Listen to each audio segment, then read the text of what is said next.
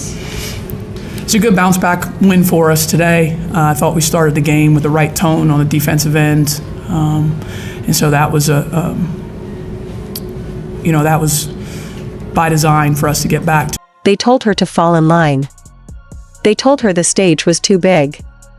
They built a whole storyline around why the brightest star in women's basketball needed to slow down, stay quiet, and prove she belonged before she could lead. And for a split second, it almost felt like they controlled the narrative. But not anymore. Because the update that just came out of the Team USA camp didn't just challenge that story, it erased it completely. Caitlin Clark isn't just back in the conversation. She's stepping in wearing number 22. And if you think that's just a number on a jersey, then you're missing the entire message being sent. Let's be clear about what this actually means. In elite basketball circles, numbers are never random. They represent status, legacy, and authority. And inside a Team USA locker room filled with champions who have spent years stacking gold medals, those numbers are assigned through an unspoken hierarchy. The newcomers usually take whatever is left behind. The veterans claim what they've earned. That has always been the order. So when the staff confirmed that Clark, still early in her professional career, would walk in and claim number 22 instantly with no discussion, no pushback, no negotiation, everyone inside that building understood the signal. The direction of this program has shifted. The future is already here. And it has a name and a number. To understand why this moment carries the kind of weight that shifts an entire sport, you have to rewind to where the fracture actually started. Because this was never a smooth transition. It wasn't some organic handoff from one generation to the next. It was tense. It was political. And at times it was uncomfortable to watch unfold in public. When the first version of the Olympic roster came out without Caitlin Clark on it, the explanation sounded polished and rehearsed. The decision makers leaned on words like chemistry, continuity, experience, and system fit. They talked about international toughness and veteran leadership. And on the surface, every one of those arguments sounded logical. But sometimes logic is just the clean wrapper around a much messier reality. Because behind closed doors, according to people familiar with the situation, this was never purely about basketball. It was about authority. It was about hierarchy. It was about an old structure trying to remind a new star that the spotlight did not automatically make her the center of the room. The message they wanted to send was simple: you still have to wait your turn. And for a brief moment, it felt like that message landed, but what happened next flipped the entire equation. Instead of shrinking her impact, that decision amplified it in a way nobody in that room could have predicted. Because while the national team was overseas collecting another gold medal, the cultural energy of the sport was happening somewhere else entirely. Back home, arenas were filling to capacity night after night. Broadcast numbers were climbing to levels the league had never touched before. Jerseys were selling at a pace that forced restocks. Social media clips were circulating beyond the traditional basketball audience and reaching people who had never watched a women's game in their lives. And at the center of all of it was Clark. She became more than a player. She became the entry point for a new audience. Families, casual fans, first-time viewers were building their schedules around her games. The Indiana Fever suddenly became must-watch television. And while that was happening, the decision-makers at USA Basketball were watching the numbers come in and realizing that what they thought was a controlled decision had turned into a massive misread of the moment. This wasn't just optics. It wasn't just public perception. It was economics. And in professional sports, nothing corrects faster than an economic mistake. The tone of the conversation changed quickly. The outreach that followed wasn't a ceremonial gesture. It wasn't a symbolic invite extended from a position of control. It was far closer to a recalibration of power. Because at that point, Clark wasn't the one trying to prove she belonged. She was the one holding leverage. She had the attention. She had the ratings. She had a global endorsement deal with Nike that represented one of the most aggressive investments ever made in a women's athlete. And when a brand that powerful builds an identity around a player and a number, that identity travels with them. The number 22 wasn't just a preference anymore. It was a brand mark. It was a visual signature tied directly to her rise from Iowa Hawkeyes women's basketball stardom to professional dominance. Putting her on the world stage in a different number would have fractured that identity. And everyone involved understood that. The business side of basketball doesn't leave those details to chance. The number followed her because it had to. But transitions like this never happen without resistance. Because for the veterans who spent years building this program, the shift isn't abstract. It's personal.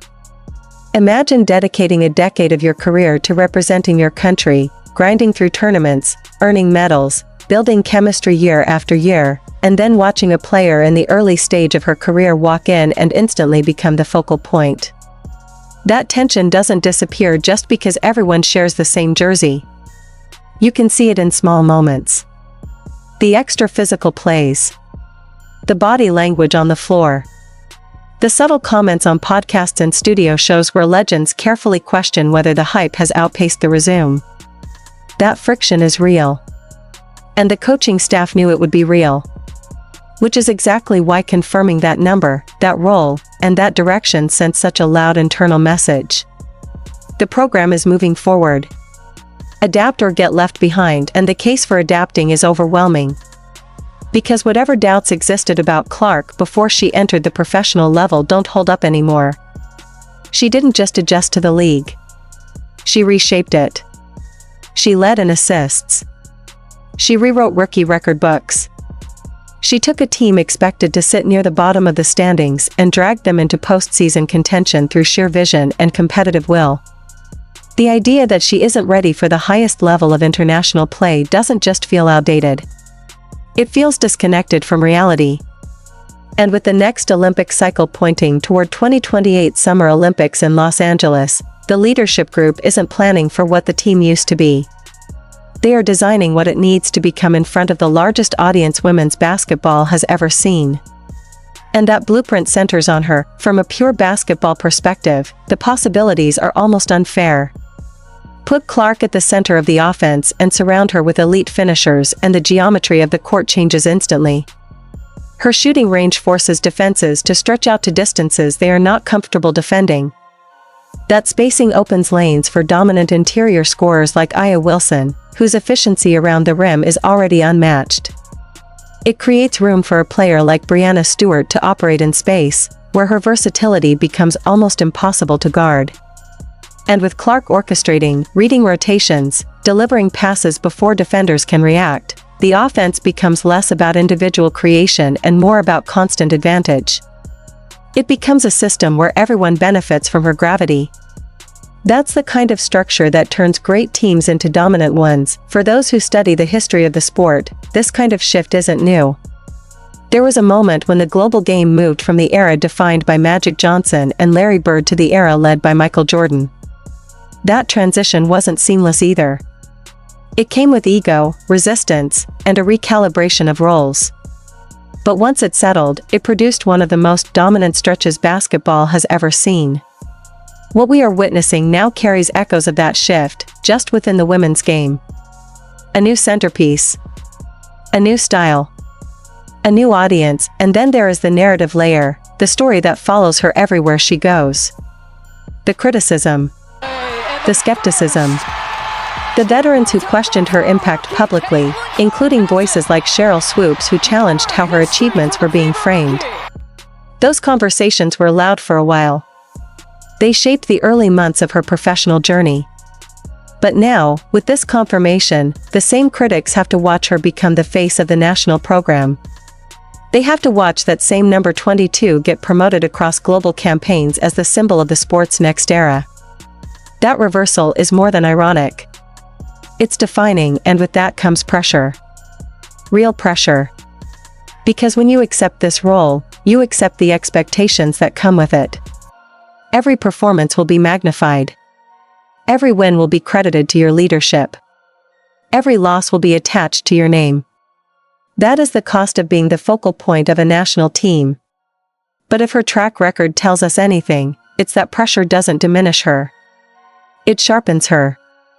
At every level she has played, from high school to college to the pros, the bigger the stage, the more decisive she becomes. The pattern is consistent. Give her the responsibility and she grows into it.so. When you step back and look at the entire arc of this story, what you are really watching is a shift in power happening in real time. A player who was told to be patient accelerated the timeline of an entire institution. She didn't wait for the door to open. She forced it open by changing the economics, the attention, and the direction of the sport around her. And now, as she prepares to represent her country wearing the same number that defined her rise, the next chapter is set. The foundation has been laid. The structure has been redesigned. And the rest of the world is about to find out what it looks like when the future of basketball isn't coming. It's already here. Watch the sideline when the camera cuts to the bench. Watch who leans in when she speaks and who stays seated. Watch the spacing on the floor in the final minutes, who she trusts, and who trusts her back. The number on her back is not decoration. It is a signal flare, the marker that the power has shifted. The room understands it. The league feels it. The audience already knows it. The plan has been chosen. The future has been named. And if we have learned anything from every stage she has touched, it is this: doubting Caitlin Clark is a losing bet every single time. The journey to this point was only the prologue. What comes next is the chapter everyone will remember forever.